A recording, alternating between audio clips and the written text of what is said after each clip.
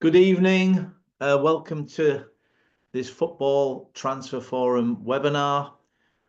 Hopefully, we've got a few just logging on. We're going to take a couple of minutes, just get yourself settled in position, cup of tea at the ready. We'll take a couple of minutes for everyone to log in and then we'll get started. The FA Cup tonight, Tony. Yeah, looking these forward to FA Cup rounds. Yeah, it's been a good cup competition so far, hasn't it? It's Yeah, been good. Been good. a lot of people saying how wide open it is, and I can definitely see that. I think that a lot of that comes down to Manchester City not being as As infallible good as what they as strong. usually are. Yeah.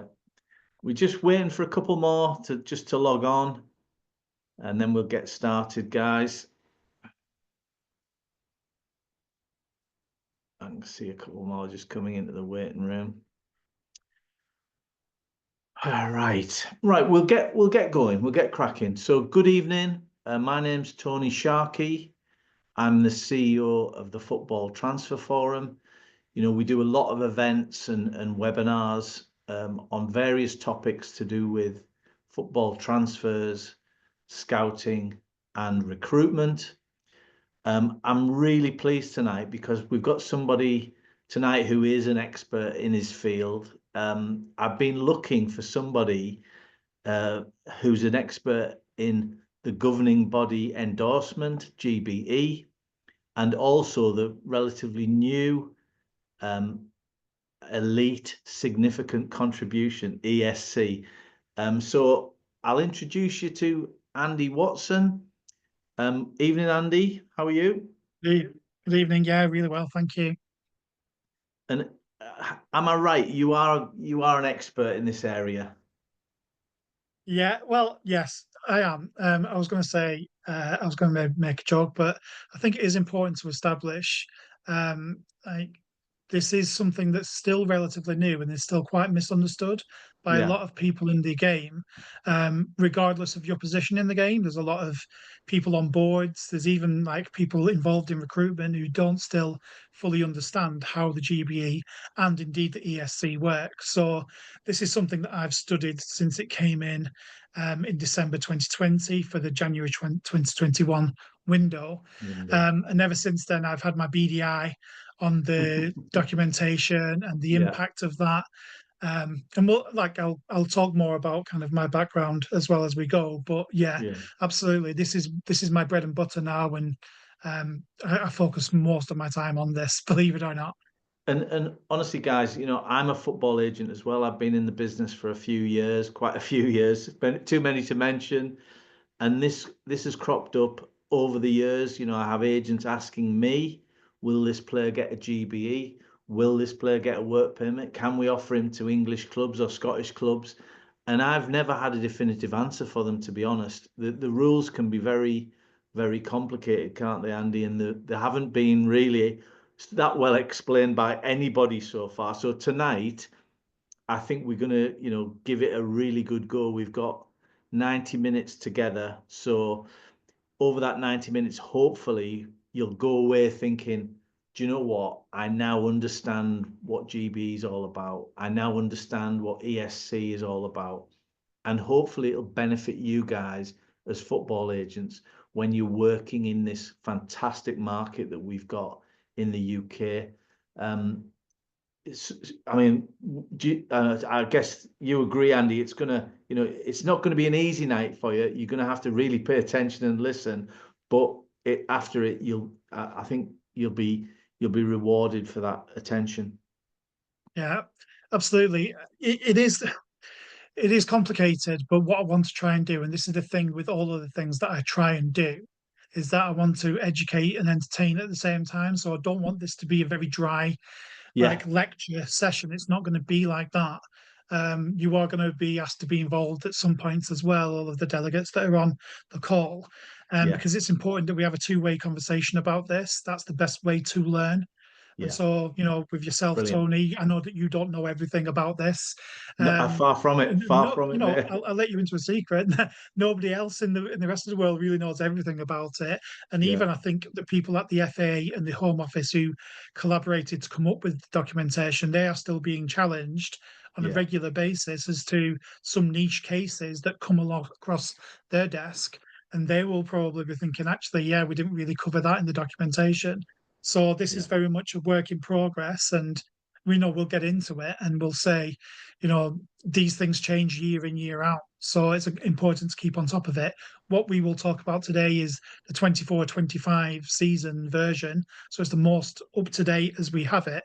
But come May, June, we'll be talking about the 25-26 version, and things will have changed We'll have to do slightly another again. webinar. We'll have to do another one. But We'll listen, have to do guys, another one. thanks for joining us tonight. Just some housekeeping. We've got the chat open there. I've put a couple of things in. Feel free to share your LinkedIn profile if you want to connect with other people on the call. Andy will share his in a minute as well. If you've got any questions, and we'll try and get through as many questions as we can, put them in the Q&A box, which I'll be sort of monitoring. If there's any general comments, they're for the chat. And just to start us off, because I think the FA Cup ties just kicked off, we've got Forest against Ipswich tonight in the FA Cup. Just stick in the chat your score prediction for tonight's game. So I'm going to go. I've been quite a big fan of Forest this year, and they've been terrific, haven't they? So I'm going to go 3-1, and that's Forest. Tonight we might finish before them, but by then. And Andy, you've gone Ipswich, Andy, is that? Yeah, I Wow. just I fancy them to get something. I don't know, like Forest obviously very concentrated on trying to get into the top. Probably it's going to be top five, I would imagine, for Yeah. Champions Champions League. League slots. Yeah, and I still rate Kieran McKenna. I know Ipswich have had the troubles Yeah, adapting to the Premier League, for and sure. actually, so has everybody who've been promoted to the Championship in the last 2 years had trouble getting into the Premier, like adapting to the Premier League. It's certainly not been easy. We put ours in there. I'm hoping the chat's working. It must be if mine and Andy's predictions are in there. Right, let's get into it, Andy. So where should we start? Shall I share my? Yeah, I've got share a your few screen. things Yeah. um, to discuss on, obviously, on tonight's session. That's just all. I'll have this up at the end, so you don't necessarily need to take all of this in now. I've got all my contact details on here, but I guess where I wanted to start. Well, just can you see that, Tony? There, the Yeah, share. that's perfect. Yeah, great. Yeah, yeah. So this is kind of my current thing at the moment is the GBE Expert Hub. I think a few of the delegates will have seen this already via whatever method, whether it's LinkedIn or just going directly to the hub itself. And this really is my focus. Like I look at GBE and ESC on a daily basis. I've worked in the game probably not as long as some of the people on this call for about 5 years or so. And my recent experiences with Blackburn Rovers in the recruitment department there. And also, I still work with Market Insights, specializing in data recruitment and research in the field of football recruitment. And really, obviously, a lot of my time in the last 2 years has been spent kind of hopefully helping Blackburn Rovers understand this stuff, as well as, other data systems that I helped employ there. Before that, I was a maths teacher, and I've worked in sports. I have a sports degree, so everything that's been connected to data and sport has really been my thing. And so when I kind of pitched this idea to Analytics FC in 2021 about writing about these regulations, they thought that was a good idea. It was a little bit different because the regulations had only just been brought in post Brexit. Mm. And then that developed into writing the only public impact report that there's been so far in the documentation. That was in 2022. And then I took that along with Jeremy from Analytics FC to the Premier League, to the PFA, to the Scottish FA, and to the EFL, and presented in their offices to talk about this topic. So, when we said at the top, am I an expert? There's not been many people in these offices talking about this. So, Yeah. hopefully I feel like you're getting someone who does know what they're talking about in this sector. And that's why I've put this platform out since I finished with Blackburn Rovers, to try and like bring people in and help everybody understand a little bit more what's going on in this area. So we're going to start with um, that's just basically what we want to understand by the end of this session. We're going to be thorough, but we're going to not try and be boring. But you will understand what GBE is, where it came from, why it's important to you. It's how it's impacted Scottish football as well, because it's very different there. And I just Mm. wanted to touch on that as well.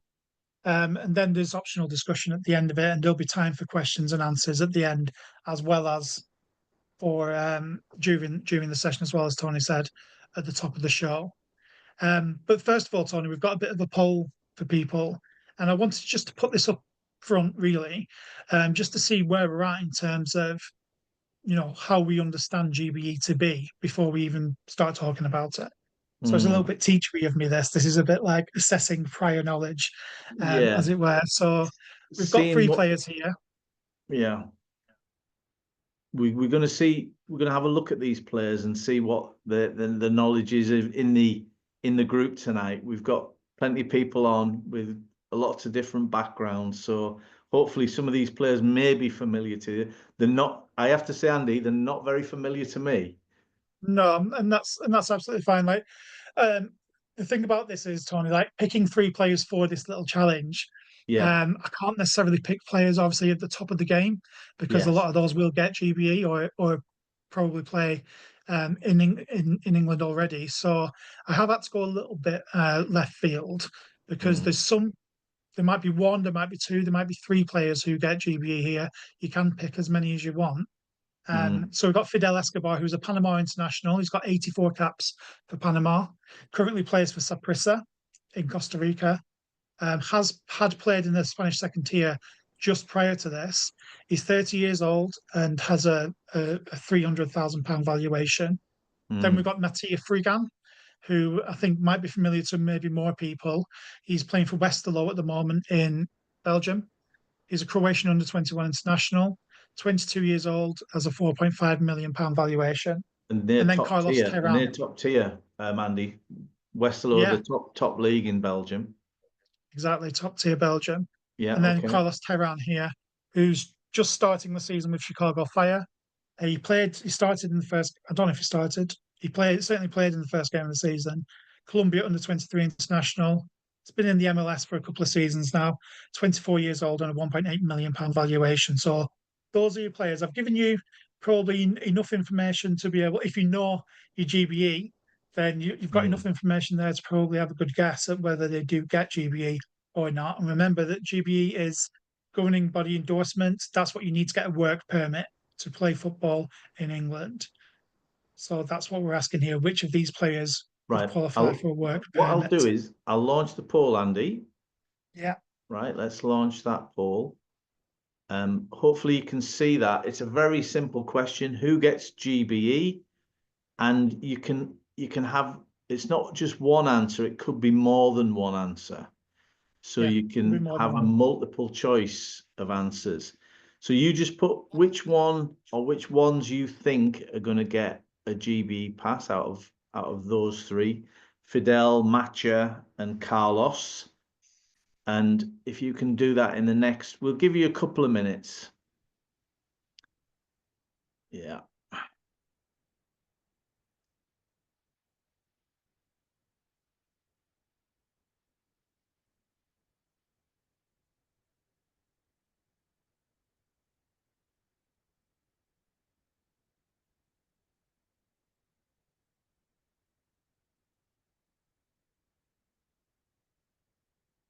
So at the moment, it's looking like Matcha in the middle. Everyone's going for Carlos, not so much, and Fidel in second place. You could have massive lists of these, couldn't you? I mean, if, for example, if you're a football agent, you'll have, if you've got 20 players on your roster, that would be a question for you. Who gets GBE? Yeah, absolutely. Um, there's we'll go into like being able to identify who gets GBE and all of that stuff. That's all going to be part of this session. And Yeah. there are certain tools out there that can help you to like kind of gather these lists together. And it's Yeah. certainly something that we can help with as well. Yeah. But it's interesting just to see at the start of the session where people are at. And like you say, nobody's got no one's 100%. Like not one player has got 100% of what people think. Yeah. I do promise you that at least one of these people does get GBE. Oh, it's not like a trick question where none of them get GBE. That would be a bit harsh. Yeah, Look, there's 3 more people yet to participate. Just get your answers in. You can see on the right hand side the key points. You can see on the left hand side, which clubs they're at, which countries they're in. You can see all that, and you just make your best guess. There's another couple. We'll give it another 20 seconds, Andy, and then we'll come back. yeah. I will tell you that I'm not going to tell you the answers straight away either. We're going to I'm going to give you some information and then we'll come back and revisit the topic. Mm. Should we end that there? There's obviously a couple of people who haven't been able to put their answers in at We'll this end the poll stage, there. Yeah, we'll end the poll there. Right, and then I'll share the results.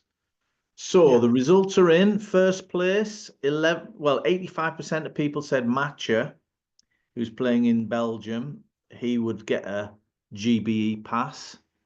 Second was Fidel, who's playing in Costa Rica. I mean, I've never watched a Costa Rican match in my life, but there you go. He got 54%. And the one with the least was Carlos, who's playing in the MLS in Chicago, and a Colombian under 20, under 23 international. international. So yeah, okay. Interesting. Really interesting. And like I say, no one was entirely 100%. Like, not one of the players got all of the votes, if you know what I mean. So even Mattia Freegan got, 85%, but there's a couple of people who didn't think that he did either. So okay, that's interesting. And like I say, what I'll do now is we're going to talk a lot about GBE and how that's calculated and how we got to this point, and then we'll put the players back up and we can talk about who were the right answers. So obviously, Brexit is the key driver here. This is the key reason that GBE exists, because before this, there was work permit things. Like, obviously, a lot of us that have been around football pre-Brexit and understand that not everybody could just come in and play. But there were different work permits. The difference now is that since Brexit, obviously, there's no freedom of movement. So because of the referendum that ended with 52% of the UK population deciding to leave the EU, and that finally came into force in 2020, they needed some new documentation that would kind of replace that. And the reason that I've put in the Scottish bit here, the button in the first set of bullet points, is that's really interesting from when we talk about Scotland, that actually there's a much greater percentage of Scottish voters who wanted to remain. And actually every Scottish constituency wanted to remain. But that doesn't really matter when they're part of the UK, because they have to go by Brexit as well. So Andy, just to remind the attendees that what we're talking about is the UK work permit. So it's England, Scotland, Wales, and Northern Ireland. Look, some of the clubs in Northern Ireland and Wales, and there's some in Scotland, are quite small clubs, but it covers the whole 4 countries. Yeah, absolutely. And we'll see in a second that actually the rules are slightly different for each of the 4 home nations, even though they are under one country logistically. In football, they're obviously separated out. So, as I said at the start of the show, the first transfer window that was effective was January 2021. Just to take a step back before the Brexit rules came in, freedom of movement legislation meant that players could be signed under EU law under the age of 18, because that superseded the FIFA regulations. And this still is the case in the rest of the EU, that players can move from 16. It was more difficult in the UK to sign players that were outside of the EU, because the work permit legislation pretty much meant that you had to be a full international to be able to get into the UK. So actually, it has meant freedom for certain territories in terms of being able to have a better chance of getting their players into the UK. And I've divided this section up just into the 4 constituent countries, just to show you the differences. I'm not going to go into depth into all of the different countries, but just starting with England, it applies to the top 4 divisions. And the reason that I've put that in is because if you're if you're someone who deals with National League clubs, or any steps below that, then actually they can't get work permits for footballers. The international sports person work permit requires the governing body endorsement of the FA, and because this documentation only applies to the top 4 divisions, All that's right. meant that work permits for National League clubs, even though a few of them has greater budgets than League Two Yeah. clubs, Tony, it That's just means yeah. that they're not able to get them. Well, I've learned something new straight away because I didn't realize that was the case. I thought they were just professional clubs like everyone else, and you can bring. Well, so that's interesting. That's the first thing I've sort of picked up. Absolutely. And I think I've had contact with a lot of National League clubs since I started doing this publicly and focusing on this, saying, Yeah. what about us? And unfortunately, that's just the way that it's written in the documentation this way. And, for clubs that are ambitious, like a York City, for instance, who have some good backing behind them now. And Mm, obviously, they may well get into League Two this season, but until they do so, they're not able to bring in yeah. talent from outside the UK. And when Um, they're in league, if they get into League Two, then it'll open up for them all to anybody who comes up from the National League. It'll open up, and similarly, if you get relegated from, like it's what is it, Carlisle and Morecambe at the bottom, they'll probably have a yeah, problem going into the National League. yeah, absolutely. Now at the moment, I know from my like kind of work that Carlisle and Morecambe don't have any Mm, international players, but if they did, for instance, then they would be able to keep those for the duration of their contract. yeah, But obviously, it doesn't apply in this case.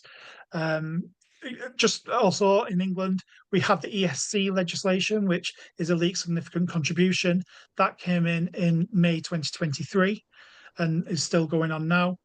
And there's also non-playing staff criteria, which we don't really have time to delve into too much unless there's a question about it in this session. Because we've only got 90 minutes and we can't but cover we everything. but Andy, But the non-playing staff criteria is coaches or people coming in yeah, to work on the other side of the game, I suppose. And those there is criteria for them as well. yes, absolutely. There is, and we've seen a few instances in the last few weeks, really, where members of staff haven't been allowed their work permits. Johanna Spores, initially, who was meant to be director of football at Southampton, was denied. Yeah, yeah, Also, the manager, Michael Vimmer, at Bristol Rovers, was denied a work permit. He's since gone to Motherwell. Um, so again, the difference between England and Scotland has been shown there. And also Johannes Spores, they did something slightly different at Southampton where he became director of the group rather than specifically director of football yeah. for the football club. Because it's So Southampton's, yeah, Southampton Sport Republic group, so he could yeah, become the director of the group, and also he's in that umbrella is Southampton and many other clubs as well, isn't there? That's interesting that yeah, though. And exactly. then you segued into Scotland nicely with the manager not getting a work permit for Bristol Rovers and then turning up at Motherwell. Yeah, because the Scottish non-playing staff criteria are slightly different, and Mm, the bar isn't set as high. And that's going back to what we were talking about in terms of the Brexit, the way that the vote broke down. Now, this isn't obviously they have to kind of abide by what has been said by the Home Office, but I yeah, think they have been allowed their slightly looser interpretation of it. Again, in Scotland, it applies to the top 4 divisions. They don't have ESC legislation in Scotland, but they do have separate youth criteria legislation, which allows Scottish clubs to sign basically young players to get more points in Scotland. Their exceptions panel application is cheaper. We'll touch on that later. yeah, The bandings are the same, but the points breakdown in Scotland is very different. They actually treat bands 1 to 3 the same as each other, whereas we'll see in England in a minute, bands 1 to 3 are different. Well, when you're talking Um, about bands, you mean the league, the level of the leagues, don't you? And we're going to talk about yes, that as well. absolutely. We'll go into the bands. Interestingly, Um, I mean, just from my experiences of dealing with players in Scotland, it seems to me that their exemptions panel is a lot more lenient than the FA's one, Andy, used to be. Because, I mean, there's no exemption panel now in England, is there? There is an exceptions panel in England still. It's still written into the documentation, but we'll Yeah. see. I've got a special section on Right. exceptions panel specifically, and we'll Yeah. we'll see the difference between England and Scotland specifically Yeah. there. Yeah. In terms of Wales and Northern Ireland, I've put them on here, but as you can, because there's no ESC legislation either in Wales or in Northern Ireland, Yeah. there, there really isn't very many cases of players going into Wales and Northern Ireland that get a work permit. There are a few. Again, we don't really have time to delve into why that might be, but Mm. they still have to get the 15 points basically, or an exceptions panel. So the, it is there in Wales. There's also something called additional salary points, which you can get if you're paying a player over 50% of the median salary of the league that you're in. So, for Right. instance, obviously TNS in Wales, we're in the Mm. Conference League stages this season, and Larne in Northern Ireland were the first Northern Irish team to make the league stage of UEFA competition as well. So there obviously is ambition. Um, there's a lot of like wanting to kind of get onto that stage. But at the moment, it's very difficult for these teams to recruit outside of the UK because of these regulations. Okay. So let's delve in then to what exactly goes into these GBEs. So on the top of this slide, you can see all of the different criteria that build to make the governing body endorsement. So you can get an auto pass via international minutes, and that's been obviously to attract the biggest, the best international players. And then if you don't get an auto pass via your international minutes, then you could possibly get 15 points is what you're aiming for via all of the following: the league quality. So that is the league that you're playing in, and we'll talk about how that breaks down in a second. The number of minutes that you're playing domestically for your team. Mm. It's important to note as well on domestic minutes that's the available minutes. So it's not a total. So if your player has been injured or suspended or was unable to play for whatever reason, then you can Yeah. take those minutes out of the equation. So it's just the available minutes that they're available to play. The league position of the current club. Um, so that's where the team finished the previous season. The continental progression. So if they're playing in UEFA or South America competition or any kind of regional um, competition, then they can get points for that as well, and the number of minutes that they play in that competition. So those are all the separate different things, and we'll go into each one of those in detail in a second. Just on the bottom left there, you can see the bandings, and this is the league quality. So if your player is playing in the Band One league, then they will get 12 points as long as they have been on the bench for their team in that banding. The bench, they don't So have to come on necessarily. they don't even have to come on; they just need to be named in the matchday squad. All right. So if you've got a young player, for instance, who is hasn't been in the matchday squad yet, but you want them to be able to potentially come to the UK and they need the points, then there might be something that you can do there in terms of if you just name them in the matchday squad, then we can sell them to England because they'll definitely get the points then. So you can see how it breaks down there. Band 1, 12 points, band 2, 10, and then so on and so forth down to band 6, which is basically every league that isn't band 1 to 5. And then on the right hand side is the continental competitions, and they've got Yeah. bandings as well. So the top tier competitions are the Champions League and the Copa Libertadores in South America. They're classed Yeah. as band 1, so they get higher points than the other competitions. And then in band 2, it's the Europa League, the Conference League, and the Copa Sudamericana, who are Yeah. band 2. And then anything else. So if you've got the AFC Champions League, for instance, or even the Oceania Champions League, which there is one, that would class as band 3, and you don't really get Yeah. points for that until you get to the very end of that competition. Okay. I think there's That's something the significant the there, way that it is Andy. at the moment, anyway. Andy, I think there's something significant there because, you know, it used to be years ago, it used to be quite difficult to bring South American players in. And now they've got the Copa America in there in a band one setting with the UEFA Champions League. It must have made that easier for, you know, we're seeing more Brazilians and Argentinians coming over. Do you agree? Yeah, 100%. Like, and the thing is about these competitions as well. Um, we'll see here. You can see here that the Brazil, Yeah. Argentina, Mexico, and the MLS are all in band three. So combine the fact that Brazil and Argentina are in band three with the Yeah. fact that the Copa Libertadores and the Copa Sudamericana are involved in these continental competitions. If Yeah. you've got a player that's with one of those clubs that's in those competitions, then you can be pretty much guaranteed that they're going to get the 15 points that they need to come Yeah. into the UK. So actually, and I've got a graphic on this, the January just gone has seen the highest number of band three players come into the UK in England, actually, specifically, than there ever has been before. So I think, Tony, we are starting to see Yeah. a bigger migration from those clubs. Yeah. I mean, this is interesting. I mean, this is probably the really interesting document for you guys as football agents. Actually, in the chat, just if you're not from the UK, just put where you are from, which is your where you're working, where your players are potentially.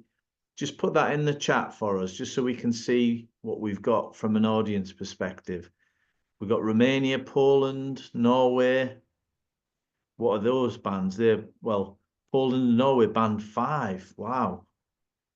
What's Yeah, Australia? What's Australia then, Andy? Australia, yeah, it's just down at the bottom of band five there is Oh, it's Australia. band 5 as well. So those are band 5 countries, yeah? That's 4 points. So Anywhere else? Anybody? Yeah. Australia, yeah. Austria, band four. Austria band 4. I mean, Andy, to be honest, you know, when you talk about some of the strengths of the leagues, it's pretty hard to distinguish between Austria and Poland, isn't it, in terms of which is the better league? You know, one's in band 4, one's in band 5, or Norway, for Yeah, example. You know, it yeah, really is difficult. yeah. And this is the thing that unfortunately, I don't have an answer to. Like, I don't have an answer that I can just give to say Mm. why these bandings are the way that they are.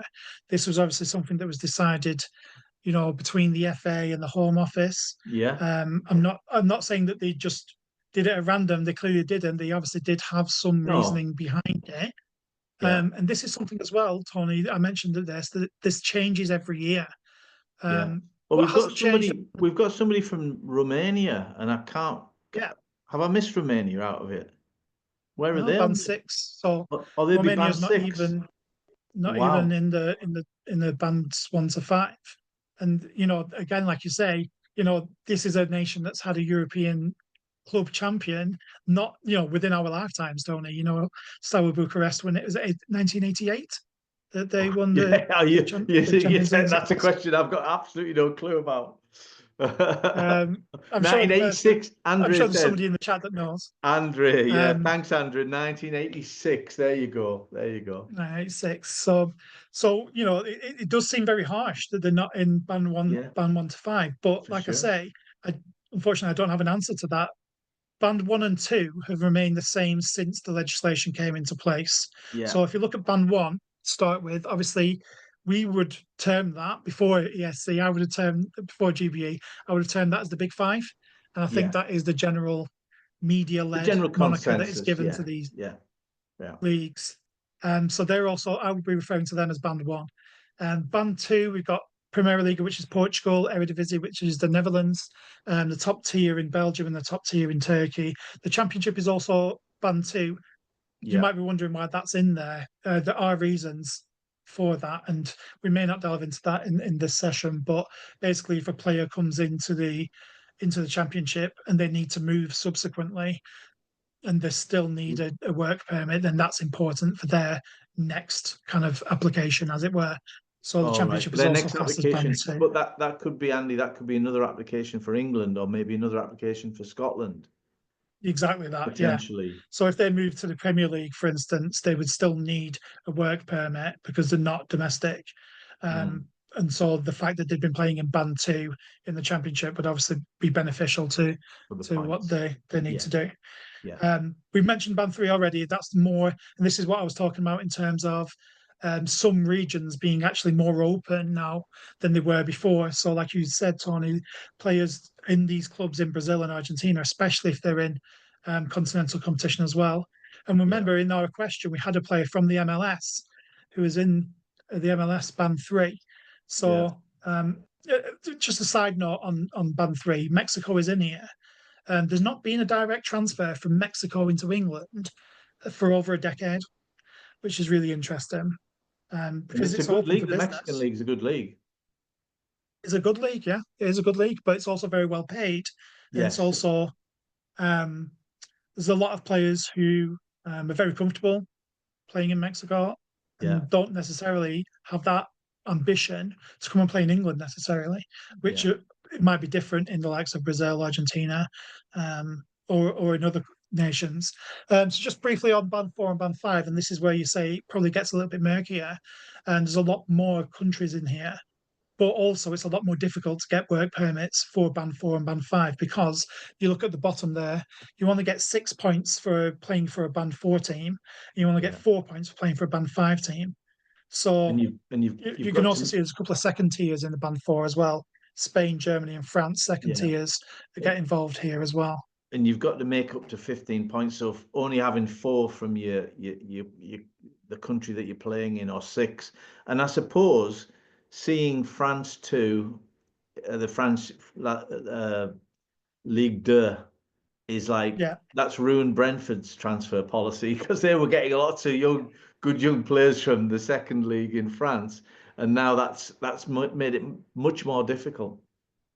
yeah, exactly that. And we'll see the impact that's made when I look at the graphics later on. But yeah, Mm, it really does have a big impact now, especially for the second tier teams because they're not able to really get continental competition. But yeah, you think of the likes of Sparta Prague or Dinamo Zagreb or Dinamo Kiev or Shakhtar Donetsk who do play in the Champions League regularly. yeah, Then, or you know, you can see Colombia's in there in Band 4 as well. Again, their top teams will play in the Libertadores. So yeah, you know, yeah, when yeah, you combine those things together, then you do see how these points can be made up. But the problem is 80% of the clubs don't play in those competitions. So yeah. it can be Okay. difficult to get a player out of those to get a GBE. Just to touch on Band 5 as well, that's expanded quite a lot over the last couple of years. The second tier in Italy wasn't in Band 1 to 5 at all until 2023. Mm, Japan and South Korea were added in 2023, and Australia was added in 2024. So yeah. these things do change and have changed, and have, you know, we will probably see a change again in May or June this year of a little bit of tweaking of the banding, but most of it tends to stay the same. Great. That's great. Um, just stick your questions in the chat, but I think it's more of a comment from Andre. Does it mean the level of Australian football is higher than Romanian football? Well, I think I can answer that. I don't think so. I just think that's where they've sort of just banded the countries, and like Andy says, it's not an exact science, I don't think. It's not. There's no. The FA have never said whether it's based on quality at all.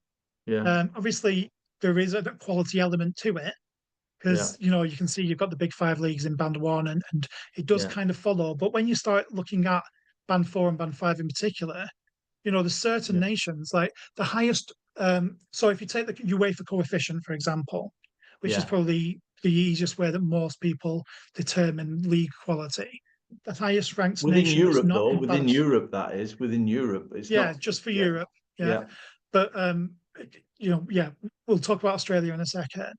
um Israel is the highest, you know, ranked nation that's not in band four, band one to five. That's in band six, and I think 13th in the UEFA coefficient. Romania, for instance, are higher than the likes of Slovenia. Slovenia is the lowest UEFA coefficient nation in band one to five. It's down at like 22. yeah, So there's actually a lot of nations. Cyprus is another one in band six that's higher ranked. I think Romania is one. And there's a few other nations as well that aren't in band 1 to 5 that probably think that they could be and should be. Slovakia is another one. Yeah. Australia is in there. You know, I wouldn't say that the standard of football in Australia is as high as Romania or a few of the other band 6 nations, but that's not necessarily the reason that they're in band 5. This could be a political thing. It could Yeah. be a relationship thing. Yeah. Um, Yeah. it I could get it that. could be that it's English speaking. Yeah, I get that. I get that. Okay. Um, What was the answer to the question anyway? Or are we at that point yet where we're going to reveal, the answer to the poll questions? not yet. I will get there. I'll All just right, okay. As long as you haven't I'm forgotten. aware of the time, so I will just start to speed through Yeah, these are the criteria. So you can see this is for international minutes. So the numbers across the top there are FIFA rankings. They're not the FIFA ranking at the time of the application. The FA publishes two lists, a 12-month list and a 24-month list.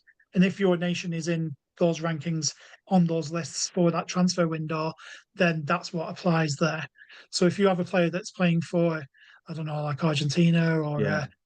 a top nation, then they're probably going to get an auto pass. But So you can Andy, see this there, they is don't necessarily get them. They have to have yeah. a certain percentage of minutes to get them as well. So this is the FIFA ranking of an international team. So if it's 1 to 10, it's in that first column. Yeah, 11 to 20, second column, all the way up to 51 plus. So you're yeah, going to get some decent points if you're under 50, 50 or under in internet, and you're an international footballer. yeah, absolutely. So if you're outside of the top 50 nations in the world and not on the Mhm. FA lists, you're not going to get an auto pass. That won't apply um, to you, to your player. I've just written down here, just out of interest, we probably all know what the major nations are, but these are the ones that just about scrape in the current FA 24-month list, which applies But to everybody, but not youth players who are 21 and under. So yeah, for players who are 22 and over, these are the kind of ones that scrape in. And you can see at number 46 there, Panama, which is a bit of a clue as to one of our free players. right, okay, okay. So Andrew, Panama have I had see Romania in there, Andy, as well. Romania, that's Romania good in there. news. It was bad news in the bands, but good news in the international minutes. Yeah, exactly. Costa Rica's in there. So if you've got a player playing Yeah, regularly, now obviously these are the upper ends, so they need to be playing over, I think it was 80% minutes, was that? Or 70%, 70% minutes for yeah, these nations yeah, to get an auto pass, this is. But even if they only play 60%, they still get 10 points, which combined with other things, they probably will get a GBE. But it just goes to show that you need to be playing for quite a highly ranked nation to get that yeah. auto pass. But just to be This is clear, a good Andy, example. those are based on FIFA's rankings, are they? The FA are just using FIFA's top 50 Yeah. rankings, yeah? So what they do is they average out where All the right. nation's been ranked over the time period that's relevant. So over the last 24 months, these are the kind of like the average rankings for these nations. So Panama, for Yeah. instance, had a massive ranking rise due to, was it the Gold Cup that they went really far in? So once Well, that had been I don't taken know. into account in the FIFA rankings, then they started to climb the Yeah. FA lists as well. But it was only for the window just gone that they were actually in the top 50. So in the summer, they wouldn't have been in the top 50, but now they are. So they've obviously bumped another nation now, which I think might have been Qatar, who are now So, 51.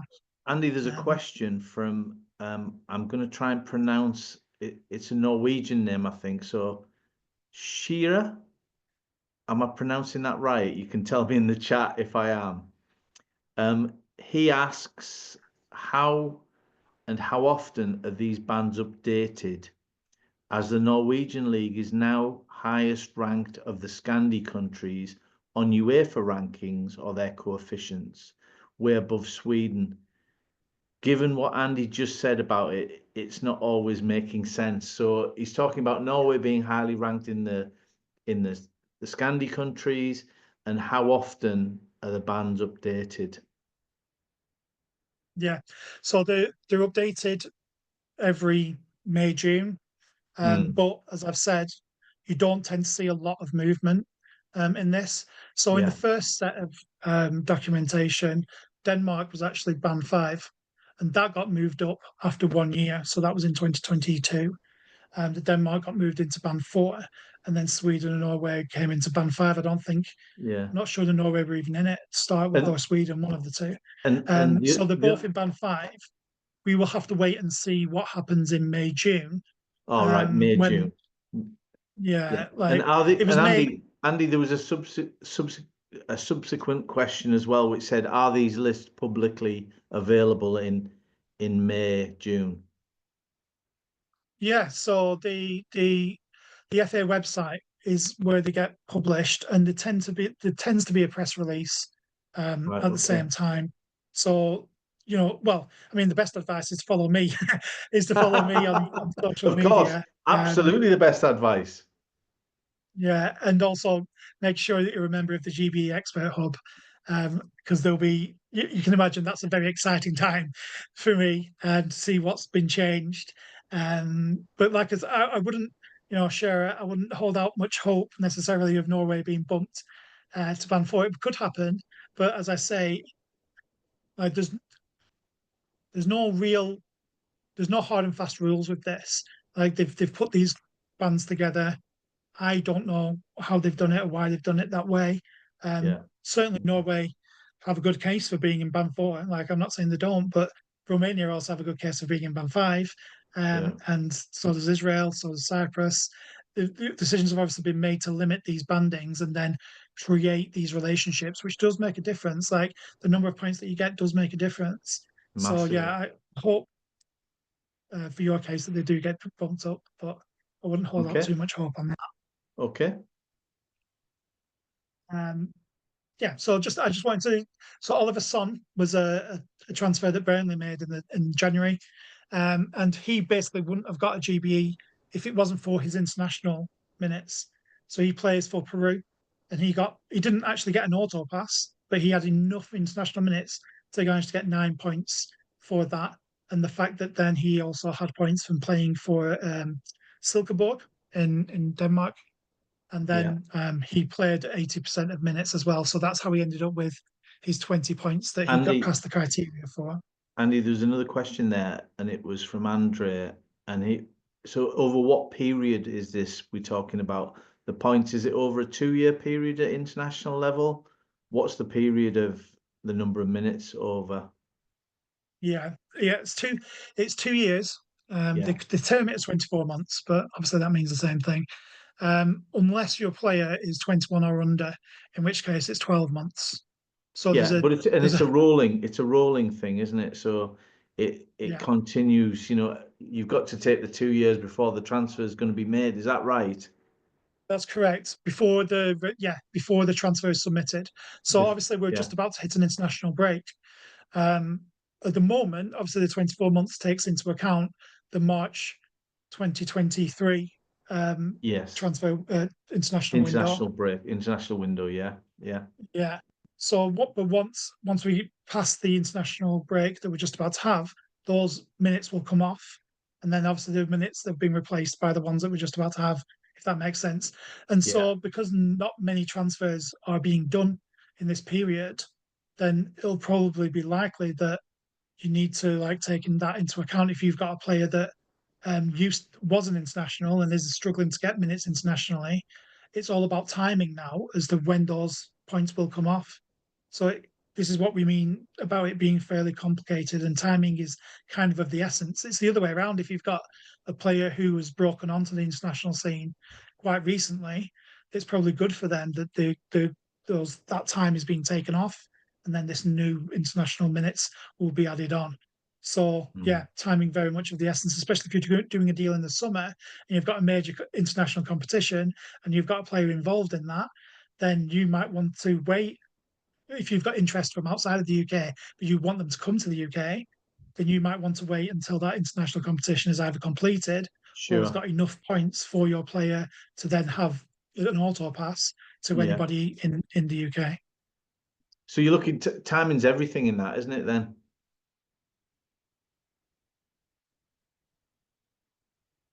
absolutely. Timing is everything. Yeah. I mean, it is quite a complicated subject, isn't it? I mean, I think, like just going through these now, there's loads of questions coming up, and people are sort of thinking it through for their own players as well. Yeah, absolutely. You know, there are going to be, like, I completely understand that there are going to be a lot of questions. And, you know, we will maybe talk about that towards the end in terms of what people can do um, afterwards. But, you know, we're only in the middle of GBE here. We've still got ESC to discuss as well. Okay. So I'm concerned about that. Yeah. This is obviously the domestic minutes played. We've mentioned that this is also an important part of it. You can, like, if we think back to league quality plus these minutes, like if you're a top band 3 player, then if you play over 80% of minutes for a band 3 club, then you will get 15 points. But if you play 100% of minutes for a band 4 club, you only get 12 points. So you're Yeah. still going to need 3 extra points from somewhere to be able to get the 15 that you need. And you can then see how difficult it is for a Norwegian player, for instance. Even if they play 100% of their club's minutes in the Elite Yeah. Serie A, then you only get 8 points still. So really, you need to be playing either some international football or some continental football to be able to get the points. Even if you add in, just pass over that for a second. Even if you add in where your team has finished, you can see in Band 5, you only get points for if you win the title or if you finish in a group stage, in a Champions League group stage place, which in some cases, in some Scandinavian leagues and some European leagues, only goes to the title winner. So actually, there's only one place where you can get league points for. So it becomes very difficult. Just to go back to Julio Soler, who signed in January again, and that was mainly because of, you know, you can see he got his league quality minutes here. So he was played over 80% of minutes in Argentina. Yeah.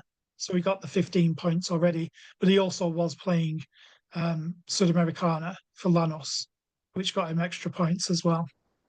So we ended up passing by 11 points, which is a heck of a lot. An easy pass for him. Yeah. This is, again, the continental points, the minutes that we talked about. If you're playing in band 1, then you can get a high number of points for a good number of minutes played. And these are continental progression points. So these are for your last club, which is sometimes the club that you're still playing for, but it can also be the club that you played for last season.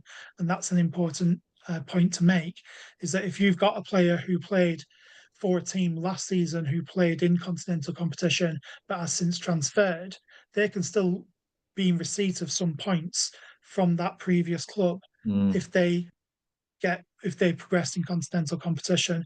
That also applies to league position. It's for last club, not just current club. Yeah. I get that. Okay. That's cool. Yeah. So, for instance, Antonin Kinski, who's the Tottenham goalkeeper, who they brought in January, doesn't actually get. He was playing in the Czech league, so he didn't get huge points for his domestic stuff. He only got 12. But because Slavia Prague qualified for the qualification stage of the Champions League from their league, they got a point there. And he also got points for Slavia Prague getting into the round of 16 in the Europa League last season. Yeah. And also he played over 90% of minutes in the Band 2 competition as well. So he gets 22 points as a result of that. Hope that makes sense. Yeah, it does. Yeah, I get that. So coming back to our poll, now that we've got kind of all the information that I've just given you in terms of GBE and some things that, you know, you may not have known previously, you know, we can now say, let's take Frigan, for instance. So I think 13 out of 15 people said Frigan would Yeah, get one. 85% went for him. Yeah, for definite. Yeah. And so we know now he's playing in the top division of Belgium, which is a Band 2 league, which is 10 points just for playing in that. And he's Yeah. playing regularly for them. I know that information wasn't necessarily in there, how many minutes he was playing, but he is playing regularly for them. So he's definitely getting a GBE for that.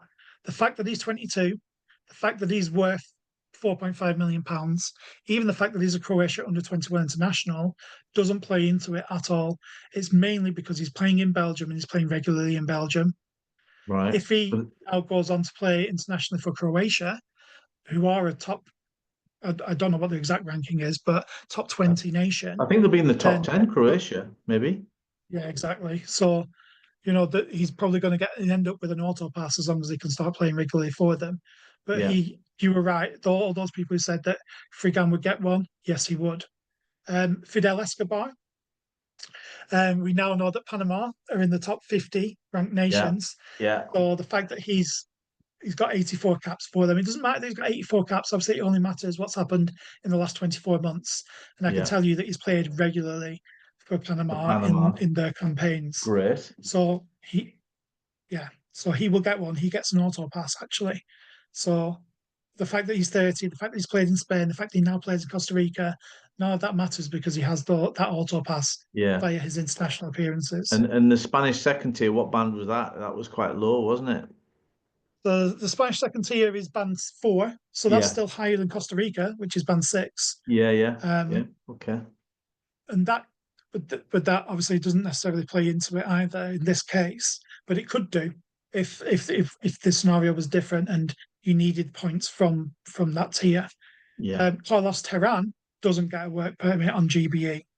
Okay, he's not far off because he's playing in a band 3 league, so that's 8 points automatically. But the fact that he's played for Colombia under 23s does not matter. Like he has to be playing for the senior team to start thinking about getting the points. The fact that he started the first game of the season, that's could be good for his points going forward because the more he plays, the more points he will get.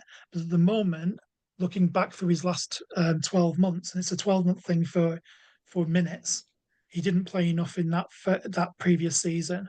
Now I know you didn't have that information, so I've yeah. been a bit sneaky. But the So, fact so, again, so his it was, age and his yeah. So it was well, Frigan, yes. Escobar, yes. Terran, no. So exactly. pretty But much everyone was yeah. On yeah, yeah, you the did really well. majority, Like the majority did quite well on that because we sort of got yeah, to that, didn't absolutely. we? Yeah, but now we know even more, right? So hopefully, you know, if we put that poll back up, I was tempted to half do that, but I haven't done it. But just to go through these common misconceptions, Tony, and I wonder how many of these you might have Yeah, thought did make a difference. yeah, Um, the amount of money that you're paying for a player in the UK and the amount of money that you're going to pay them in England does not make a difference. Wages can make a difference in Scotland, Wales, and Northern Ireland because of that thing that I said at the top there, where you can get up to 3 points if you're paying them well above the median of that league. But it doesn't make a difference in England. And it certainly doesn't make a difference to the number of GBE points that they get in England. mm, The exceptions panel, we will go into more depth later on, but it's not a formality. A lot of people did think that if they got near enough 15, then the exceptions panel would let them in anyway, because often that has been the case in the past. That's not the case at the moment. It cannot be convened for just any player. You've got to hit at least 11 points in England to be able to convene an exceptions panel. You can't just say, well, my player in Sweden who's played 100% minutes but hasn't got anything else has only got 8 points. We yeah, really want him and we really think he's going to make a difference to us. That's not a good enough reason to convene an exceptions panel. You know, they've got to be getting 11 points or more to even go to the FA and say, would you consider having one for this player? Um, Age isn't a factor. For young players, for anyone who's got a young player that's 21 or under on January the 1st of this year, there are youth player points available. It doesn't tend to make that much of a difference, to be honest. But it can make a difference for an exceptions panel. And again, when we get to that specific bit, I'll talk about that more. Um, yeah. but it's interesting that we have these three players. Two of them got GBE. Carlos Mm, Terran didn't get a GBE, but he could still be bought by an English club. And the reason why is because we've got ESC. So now we've got a new poll, we've got a new set of three players. Um, Tony, if we get the poll up for this, basically, I want to know that yeah, all of these three players were signed, some of them permanently, some of them on loan, in the January transfer window by English clubs. So what I want to know is which of these players are actually currently taking up an ESC slot. And if you're not sure what an ESC slot is, that's fine. We will come and cover that in a second. But I'm just doing yeah, that thing again. where I'm asking you a question Testing, just to yeah. see where people's knowledge is We're at, testing. before Okay. we go into the explanation. So ESC is elite significant contribution. So I put oh, hang on, I've got the wrong poll up. I'll get the other poll up. It's the other one, isn't it? So oh, So Diego Gomez here, signed for Brighton yeah, you from just the go through MLS. them while I'm Yeah, looking yeah. for the poll, but Um, oh, hang on, stop. Eli Junior Krupi, you can see there, he's playing for Lorient. And it says on loan in the corner. He's actually on loan from Bournemouth, I think it is, who signed him in the January transfer window. France under 19 international, 3 caps. He's only 18 years old. And then we've got Michael Coyote, who's playing for Bournemouth on loan from Fiorentina. So think about Yeah. where Fiorentina So I've play put the their question football, up and there. that might give you a clue. Which of these winter signings use an ESC slot? And it's a multiple choice again. You know, there might be more than one. There's definitely there's not none of them. It's not a trick question. So It's put the not a trick question, no. At least put the one of ones these you is using think. an ESC slot in the club, Yeah, in the English club at the moment. yeah. And So then you're going we're to moving talk to away us. now. You've talked for the first hour about the GBE, and now we're going to talk for another half an hour about the ESC, which is just a quite a new thing, isn't it, Andy? So we'll give the guys a couple of minutes on this poll just to see who they think has got an ESC slot and see what the knowledge level out there. What is it? We've got a 21-year-old, 18-year-old, and a 20-year-old. So they're all Yeah. under 21. So Gareth, I know you asked a question about under 23s and under 21s, and this ESC section will help to answer that question in some way. But we can have some questions at the end as well. We'll try and get through everyone's questions. Another minute on this, Yeah. guys. I didn't see that people have been putting it into the chat. Yeah, there's a few people put questions in the chat. If you can put them in the questions, I'll be able to pick them up a bit easier. 21 and 23 teams count towards international minutes. No, it has to be senior internationals for counting towards international minutes. For the Do GBE, agents have to prove the GBE qualification to clubs, or do yeah, clubs take responsibility? The clubs, it's up to the clubs to prove it to the FA. So, but obviously for you guys, it's very important. It's very important that you prove to the clubs that your player does get GBE or ESC, as we're about to discuss about ESC, yeah. But to get them to on sign that, your player. Andy, as an agent, after this webinar and with this information, you should be really auditing your players to make sure you know who's eligible for the UK, who might get Yeah. 15 or more points, who might be just around that mark. Would you agree with that, Andy? Yeah, absolutely. Like this is, I think this was the whole point for the seminar from our perspective was to get Yeah, agents to understand where their players are at and how to get them into a really good position if they want them to come to the UK or if the player wants to come to the UK. So yeah. we will touch on the tools that you can use to help with that right at the end of the presentation. So it's worth hanging on to Mhm. 9 o'clock, well, to like 10 to 9, so we can see what those tools are and how you can best avail of those to Yeah, get yourself in the best position. But yeah, it's at the end of the day, it's the clubs that are in dialogue with the FA that will need to. There's no official calculator, which is another part of the question that the mhm. clubs are using. They just have to prove to the FA that they do hit the 15-point criteria, and the FA will ratify that. Basically, Right. it's neither up to the FA to do all the calculation, but they will have to do that to ratify that the clubs are doing the right thing. So Yeah. it's Right. interesting, this poll, Tony. We've I'm got gonna. Yeah. Go on. 80% think that Michael Coyote is taking up 82% now, taking up an ESC slot. Um, 55% on Diego Gomez. Yeah. Should we just end that poll there? Let's end the poll. Let's end the poll. We've had enough time there, and let's share the results. So, yeah, you're right. 82% was the highest, which was Michael Coyote at Brentford. Then it was in second place, Diego Gomez at Brighton, and these are clubs, them two clubs that have dealt very, very shrewdly and successfully with foreign players coming into their clubs, you know, getting them bedded into well, when Brentford and Brighton were in the lower divisions, but also now that they're in the Premier League. And then there's Krupi, who people have said at Lorient, where did he come from? Where was he before that then? He's got, what's the GBE pass on that? Okay. ESC. So why have we got Krupi in there? He's an interesting. Sorry? Yeah. So So Krupi, yeah. So right, okay. go It's through interesting this, that you Andy. mentioned about the clubs that were involved because this wasn't by design, but we've ended up with a Brighton player, a Bournemouth player, and a Brentford player. And I think that speaks quite a lot to the way that these clubs, especially, are recruiting their players at the moment. Um, you know, I will give the answer to this one straight away because it kind of informs what we're talking about here. It was all about an ESC slot. So actually, Michael Coyote, he's come on loan to Brentford from Fiorentina. If we remember what we talked about in GBE, that's Serie A. Serie A is a Band 1 league, so he gets 12 points automatically. And he actually also played 400 odd minutes for Fiorentina in the first half of the season. So Yeah. actually, he had enough points for GBE, so he's not had to take up a slot for Brentford. So he was a wrong answer. So Oh 8 out of wow. 10, So he wasn't an well, ESC. 82% of people. Yeah, Okay. so he's not an ESC. He's actually full GBE, as is Diego Gomez, who was playing for Paraguay. You can see there is a Paraguay international. He's come from the MLS. So he was also playing in a Band 3 league. So he got 8 points for that, plus his Paraguay caps, plus the amount of minutes that he was playing in the MLS meant that he sailed the GBE as well.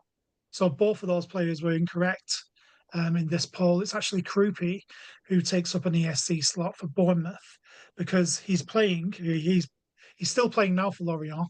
They signed him on a permanent from Lorient, who are League 2, which, as we remember, are a Band 4 league.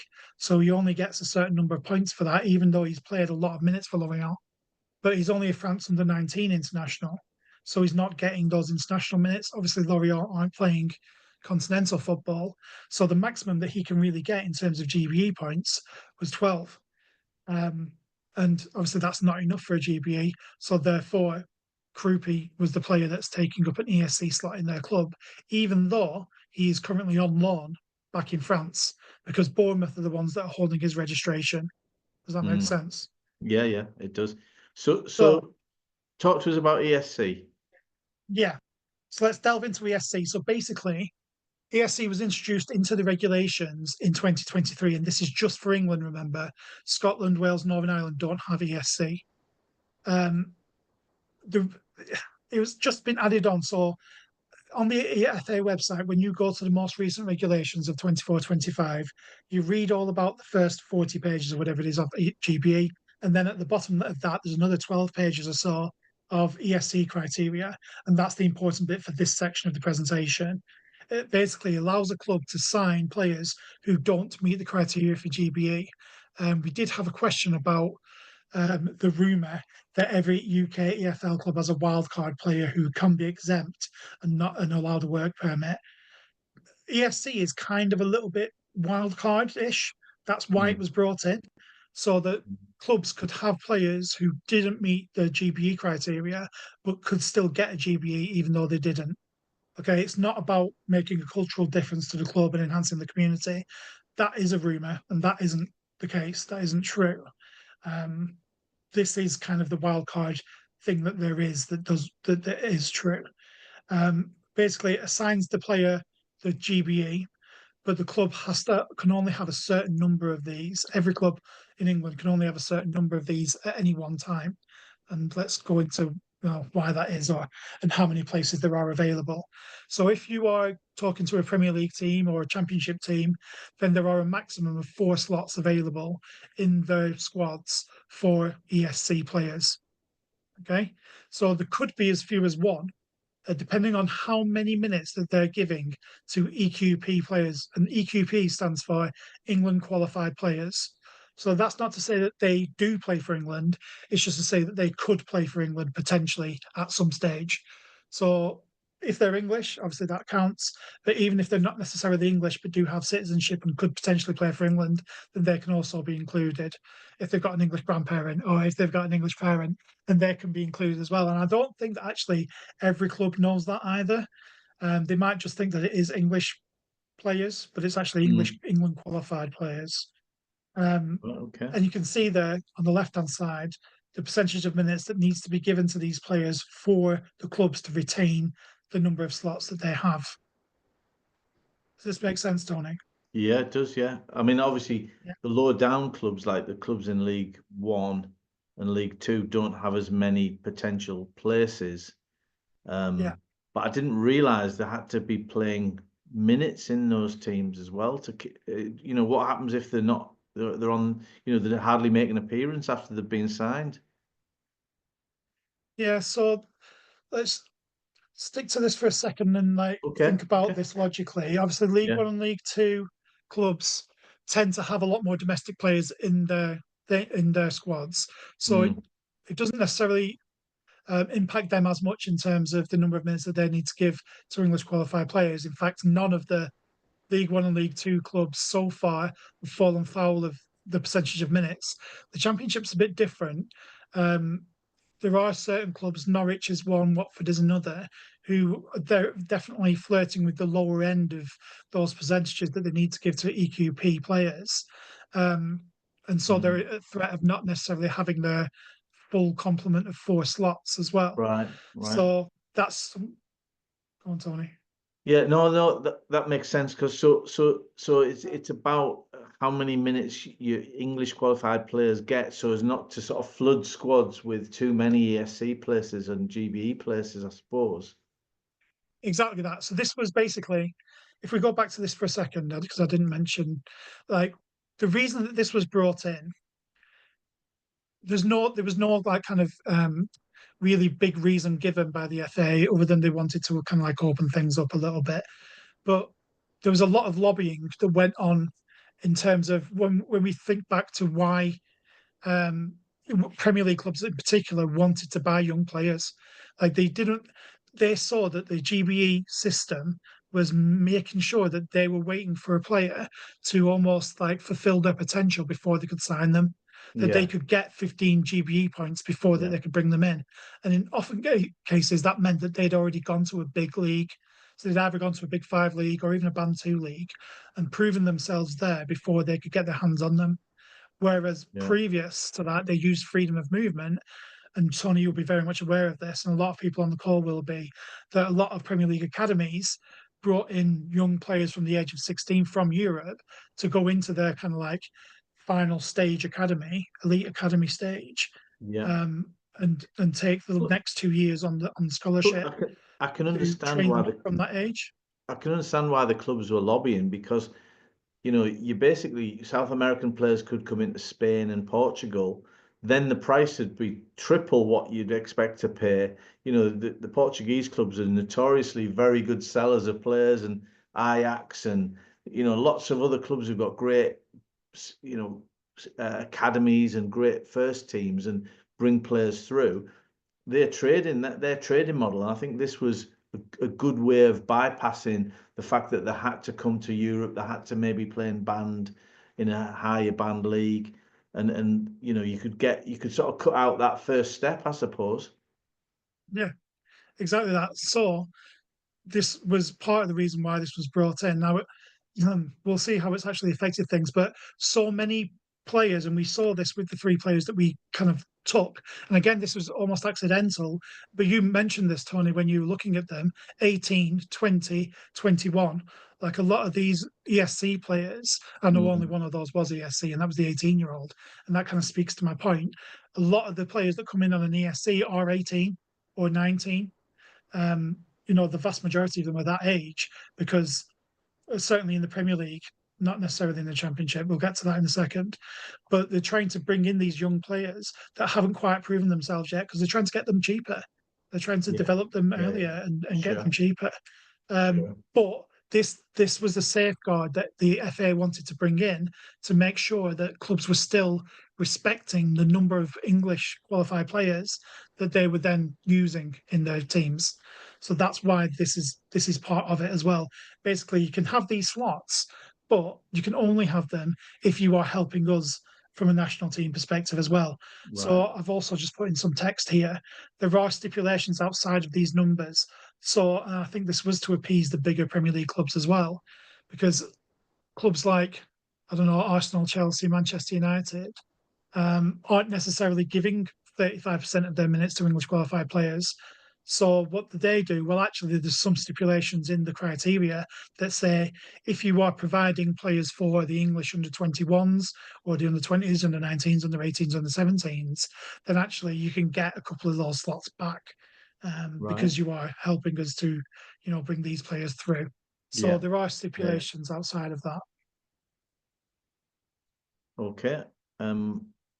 There was, I mean, the So going criteria. into Go on, Andy. Yeah, the criteria themselves, and this is really like if you've switched off, then switch back on because this is really interesting and really important, and it's going to affect a lot of the players um, across our cohort here. So the criteria are actually very loose in a way. You only need to have played in one competitive youth or senior international match for a FIFA top ranked nation. So notice that it says competitive youth international here. So if you've got a player or players that have played for their nation from under 17s to under 21s for one qualifier, for a competition or one major tournament or whatever, one appearance, that can just be a minute off the bench, then they are eligible for an ESC. Okay, so they are eligible to come to England. Wow. Well, If that's a they're outside, big difference, isn't it? yeah, if you're outside of the FIFA top 50, but you're still kind of, a FIFA nation. So even I don't know Cambodia, if you played in 5 Cambodian under 21 internationals, then you are eligible for an ESC. So all of these people who we've got around the world that are representing players that are outside of the top 50 ranked nations, and you've Yeah. got a young player that has played 5 competitive, so that can be 5 qualifiers, even if they've lost every single one 10-0, that criteria means that they can come to the UK. And they And might Andy, not be good enough to play. Is that over a year's period or 2 years? Because we had the 2 years for the GBE. Is that over a year Yeah, or this is over 2 years. over two So years they for could the have. ESC? Yeah. Yeah. So if you're talking about this particular clause where it's 5 competitive internationals, as long as they have had 5 competitive internationals in the last 2 years Mm. for either a youth or a senior, then they will get the ESC. And they only need to hit one of these. Okay. They only need to hit one to get the ESC. So if you've got a player, for instance, who's played, I don't know, 5 Gold Cup qualifiers for Jamaica, then they are getting an ESC or they can get an ESC. And as I was just about to say, if they're not good enough to play for the Premier League or Championship clubs, then they might be good enough still to play for League One or League Two clubs because they still have slots. And believe Yeah. me, there's only two League Two clubs that have used their slots. Yeah. So you've got 22 other clubs there that you could potentially market your player to Andy, if they aren't quite good enough to be a top, Premier League or a Championship player, but you think that they're good enough to play League Two football, then you've still got a market there. yeah, we've Um, got a question, Andy, on that very yeah, subject, and it's anonymous attendee. So, for example, a League Two club like Accrington Stanley could sign an African player with GBE points 4 only. So, an African player who was not eligible for GBE, but potentially they could sign under the ESC allocation as long as they absolutely, as long as they hit one of 100%. these, as long as they hit one of these criteria.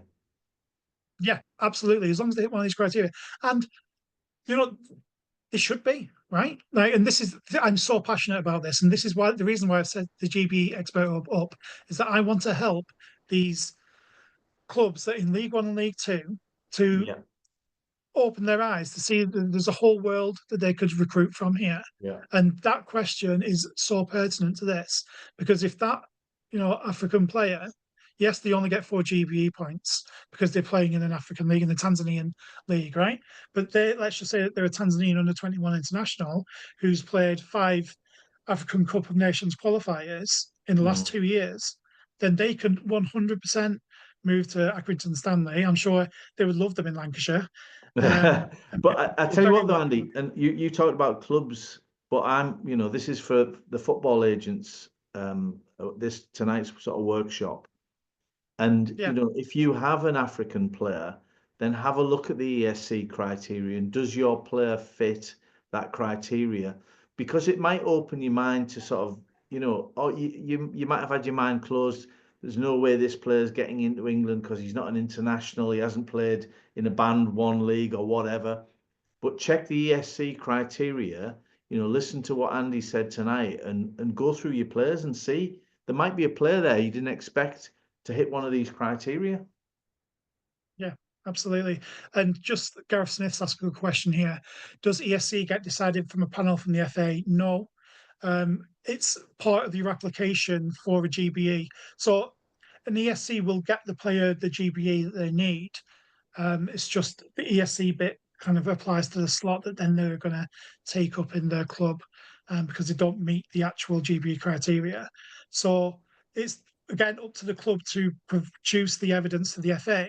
So taking the African example, if you've got the evidence that they have played the 5 competitive youth internationals, for instance, because that information isn't actually always easily available, even via a transfer marked for instance. Yeah, then that proves the compliance. The FA will probably want to check that, and I'm sure that they will check it, and you will need to have your ducks in a row from a paperwork perspective. But let me just move forward a little bit Yeah, go on to this. and talk about. So this is the form that I wanted to show you. So I've got some examples here, and I do this. I can do this for any player basically. This is the form that I use as part of the GBE Expert Hub. So when I'm helping agents or when I'm helping clubs to provide the evidence that they need to show the FA, then I'm basically just using the FA's own criteria and showing where this player meets the criteria. In this case, this is the player that Sheffield Wednesday signed in February, so outside of the transfer window. This player moved, but because he played for Vissel Kobe in the J League, which is a Band 5 league, then he hit the criteria. He only had to play once, but as it happened, he played lots of times. Or there's Faktang Salia, who Tony knows very well because of Tony's connections to Georgia. He actually hits 3 different criteria. He hits the 5 competitive youth internationals because he's played over 5 times for Georgia under 19s. He'd also played in the UEFA Youth League. So if you've got a player that's played in the UEFA Youth League in the last 2 years, guess what? They get a ESC as well. And Salia also played in the qualifiers for the Conference League for who's he played for? Dinamo Tbilisi. Tbilisi, So, yeah. well, not anymore because he's playing for Newcastle. No, exactly. Yeah. He's back on loan at Tbilisi for the time being, but no, that's really interesting because Georgia are outside the top 50, but he's made it on 3 different occasions there. No, yeah, exactly. Because there are all these different criteria, but you only need to hit one, like Rio Hasutse did here. Not Rio, because that's not how you pronounce it. Rio Hasutse.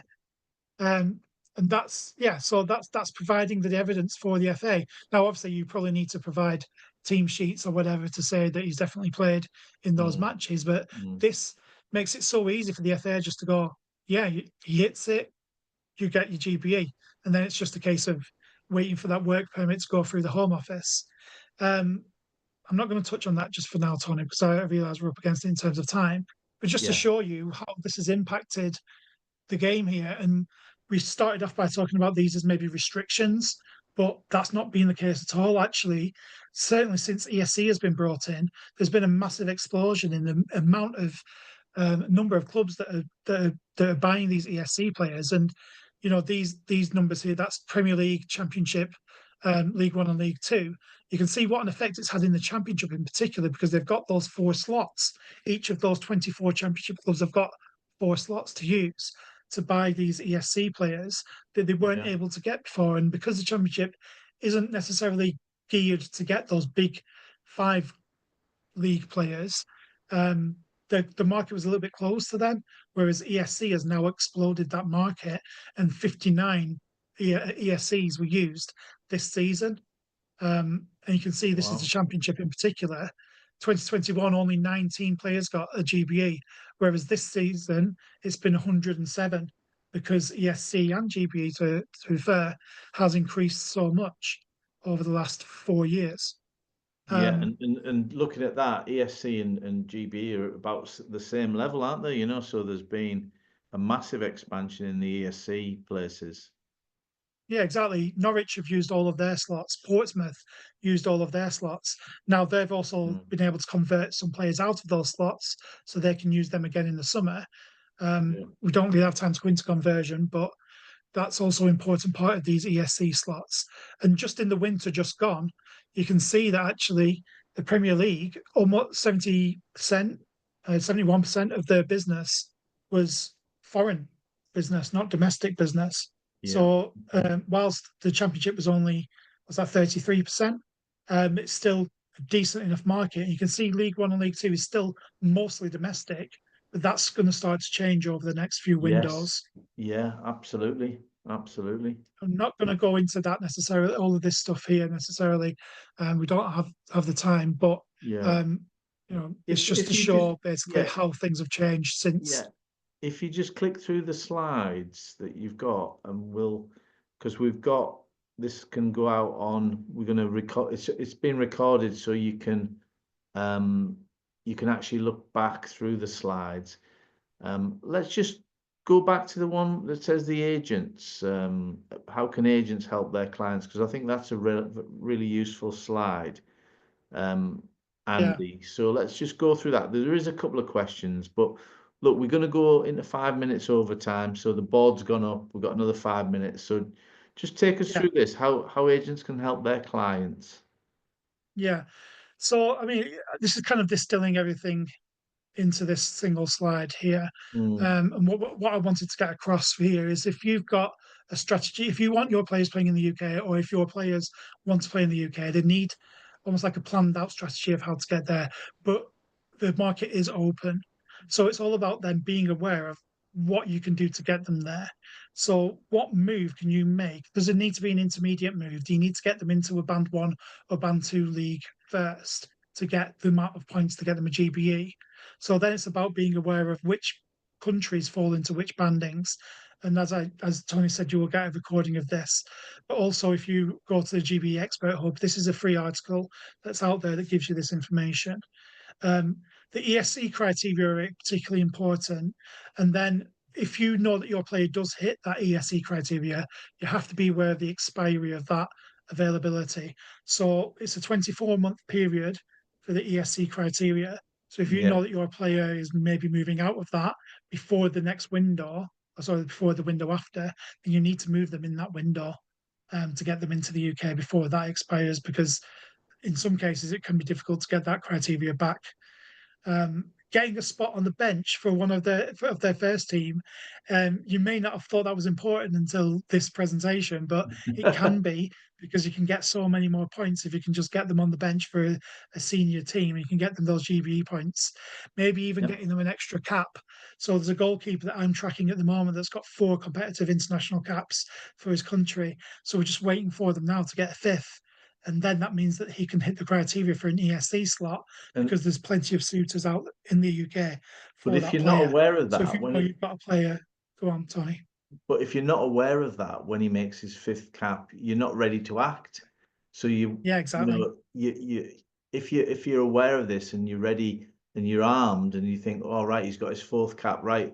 He's going to make his fifth cap on Saturday or the international break. Brilliant. And then you can start pushing towards England with an ESC or whatever. Yeah, absolutely. And that kind of comes into that last bit as well. If you're pushing them to clubs, then there's no point in pushing an ESC player to a club that has got full ESC slots, Yeah. because they're not going to be able to take them. So, like, the other side of it is understanding. If you can, it's basically just saving you time and effort. If you're reaching out to clubs with an ESC player, but they've actually filled all of their slots, then you're wasting your time. Yeah. So, a part of that then is understanding which of their players, and, I will tell you, there's no public, you know, place for this. This isn't stuff that's published. The only place you can get this, funnily enough, is through for myself, really, because as far as I know, I'm the only person tracking it. Other than Listen, Andy, obviously the FA. I've seen calculators out there for GBE. There's not calculators for ESC. We haven't seen that, and it's a movable feast, isn't it? So, it's constant. This is constantly changing.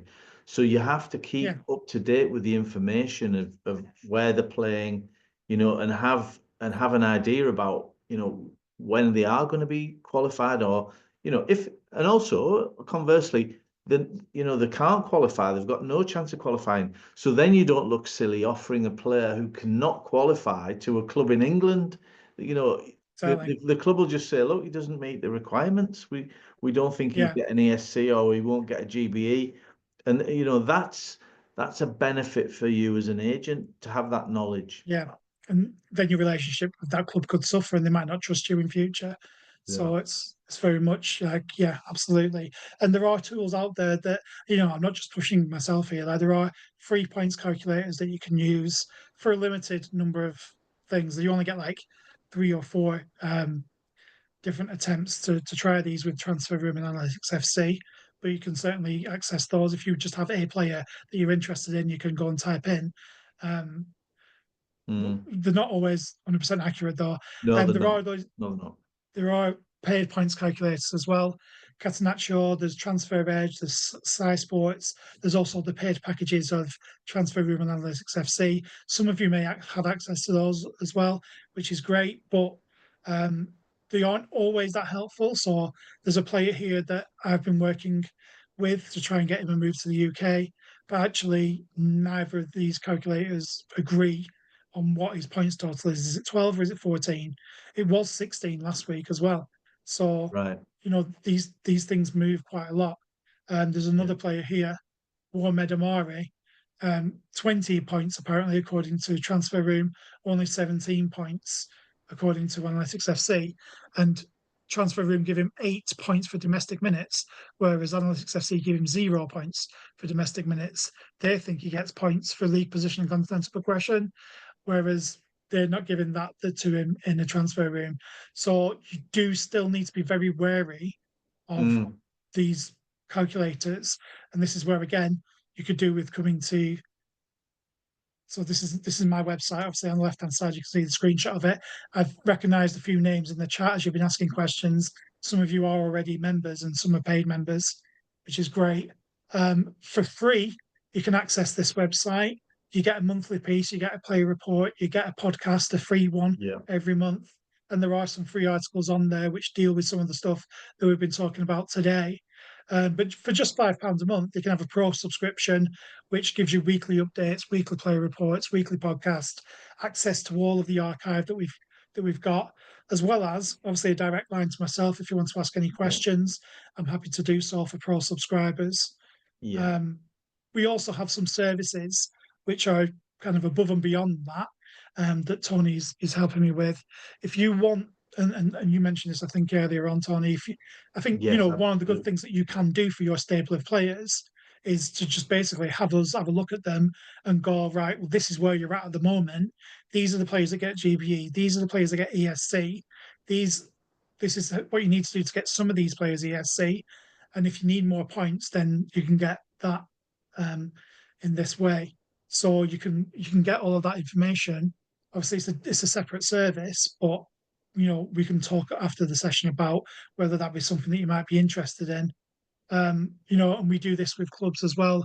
And also if you wanted to know, for instance, a particular tournament that had that you were going to as an agent, that you were looking at interesting talent, and you wanted to know which ones were qualified for GBE, which ones were qualified for ESC, which ones weren't. If you want to know specific leagues or clubs or whatever, if you wanted us to look into those and see which of their talent is available, then we can do that as well. And this is an example. This is Dinamo Tbilisi, their entire squad. Who qualifies for GBE? None of them, but there's quite a lot of ESC slots, players that get ESC, and when that expires. So that's the sort of thing that you could get from these services. And there's a guy who's playing. It says Austria national team, Poland national team, Portugal national team in there as well. So interesting, very, very interesting that. Andy, have Yeah, and we got a minute or so to go through some questions? yeah, I'll just put So my details yeah, up put on your there. details on the screen. That's brilliant. Thank you so much, Andy. I know we've tried to squeeze a hell of a lot in these 90 minutes. It's a bit like Liverpool, just non-stop running, non-stop action. But listen, we've got a question here. Kian, a lot of agents send African players into Scandi markets to help them. I suppose it's a Euro transfer is the next step. However, tonight I learned their banding is low in them leagues for GBE points. Question Yeah, mark. so I think that's probably linked into Keane's other question about Alassana Jatta, who's torn up League Two this season. Is obviously going to get a move, I think, in the summer. Um, Mm, so yes, they can get ESC. So this is the thing. So Notts County signed Jatta on an ESC last January. They have now converted him to a GBE because he's played a lot of minutes, so they were able to convert him out of that. They've also then signed Mai Traore from Fredrikstad in this January, so they're kind of repeating the trick, as it were, yeah, under ESC as well, because they don't get enough points for the GBE. So when you say a lot of agents send African players in Scandi markets, that's obviously a well-trodden path now over the last few years since yeah, Right to Dream and all of that stuff yeah, has opened that market up. And that's great for them to then, like you say, move then into another European market, but it still doesn't necessarily help the English clubs to get them because of the low number of points in those leagues. However, they might also then become full internationals and play European competition and stuff like that. But if English clubs use their ESC slots, then there's no reason why those African players, as long as there's a slight difficulty in that African clubs don't necessarily get the points that they need, and they're not in the mm, band 1 to 5 leagues, so they need to be internationals of some kind, or they need to hit a different criteria than just playing for their clubs. So there are options open, especially like I say, for these under 17 to under 21 African internationals to come directly into England. Again, not the yeah, UK, because although the Scottish youth criteria is a lot more relaxed than the English one is, so there are potential moves to Scotland as well. In fact, I think St Johnston signed a Ghanaian under 21 international last summer. So there yeah, are options in Scotland as well. yeah. Um, Anonymous attendee, when you say the rules are constantly changing, does the core framework stay the same throughout the season? Yeah, yeah, it does. Like once the rules are established for the season in May or June, it's been May the last 2 years. It has been June previous to that. So we'll wait for May to see. But once that's set, then there's no changes to it until the following Yeah. year. But I So think we what can does be at least change, you can but yeah, at but least you what know does what the rules are for the full season in May. yeah, but what does change is their international minutes and their league minutes, because that's on a cycle that's constantly changing, isn't it? So it Yeah. might be that for the January transfer window, your player hits a GBE or he hits an ESC, but for the summer window, they may not because they might not have had the games or the minutes or or the move or whatever or the move of the club in that period. Yeah, exactly. So yeah, that's always a move, like you said, a movable feast, Yeah. changing the goalpost, as it And were. The there was one last question that we'll just sneak in, and it's in the chat as well. But are it's a Barnaby question. Are the FA closely actually monitoring EQP, which is English qualified player minutes? You mentioned Norwich and Watford being potentially under threat of losing their ESC slots. Are they monitoring That's a them? really good question, and if they are, then it's a very complicated system that they've had to put into place. Mm, Um, you would think they must be, otherwise, what's the point in having the rules in the first place? yeah. Um, so I would say yes, but and in terms of the second part of the question, are they alerting the clubs about losing a slot? That's a really good question, and that's one for the clubs the club secretaries and they would they or the legal team or whoever that is dealing with this. I can certainly, and this is the thing, I will just end on this about ESC slots. Um, it's almost like a snake eating its own tail.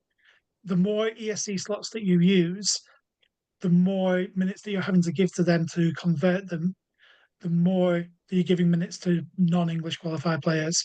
So the fewer minutes that you're giving to your English qualified players, so the more chance you're at danger of losing your slots.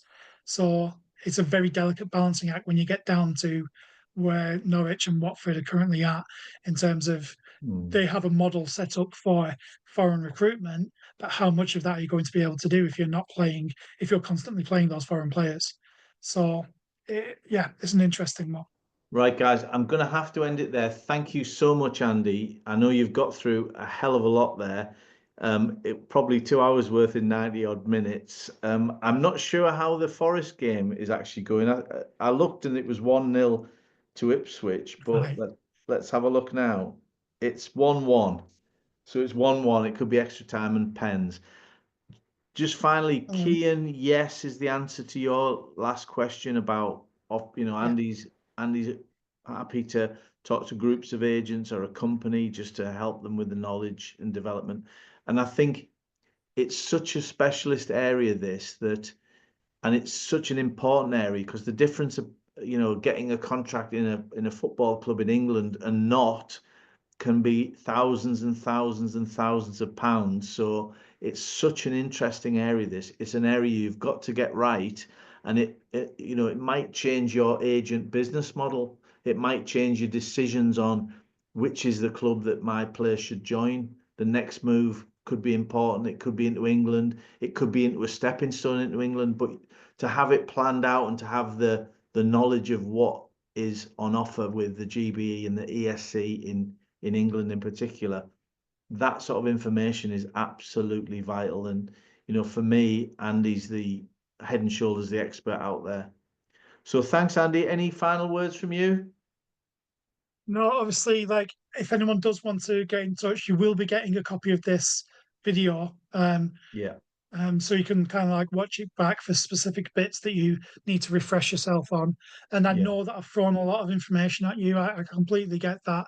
But like I say, on the hub, it has the basics of all the stuff that we've talked about, plus a few more bits and pieces. Yeah, definitely kind of like sign up to the hub either for free or if you want to go for a pro subscription. And yeah, if you want me to go spend some time with you and your specific agency and your specific kind of um, what you may have other people in your agencies who you think would benefit from talking about this. And obviously I'm bound to say this, but I really do think it is worthwhile getting your head around it. And if you want to have a pipeline of players into the UK, then this is obviously really important information for you to know and for your whole team to know when you're going out recruiting players for your agency. Are you recruiting players that you think can get into the UK? Because obviously, there is a lot of money to be made, in the UK. So definitely, get in touch and I'll be happy to help out in any way that I can. Brilliant, Andy. Thanks so much. And thanks everyone for your attention this evening. Hopefully we've pronounced a few of the names right that we've used. So hope to see you again on another webinar. We've got loads of stuff. The Football Transfer Forum does loads of stuff for agents operating right across the world. So Anybody, sorry, go Tony, on. if anybody could also like promote that you were there tonight, if you've enjoyed the session, go out on LinkedIn and just kind of like tag us in it. Yeah, that'd be great. Because obviously that would really help us to like spread the word about these webinars and we'd like to run one again in the future for agencies. So if you've had a good time here or you feel like you've learned something, then that would be great if you could get out on LinkedIn and spread the word. Thanks, Andy. Have a good night. All the best. Yeah, thanks guys. Thanks everybody.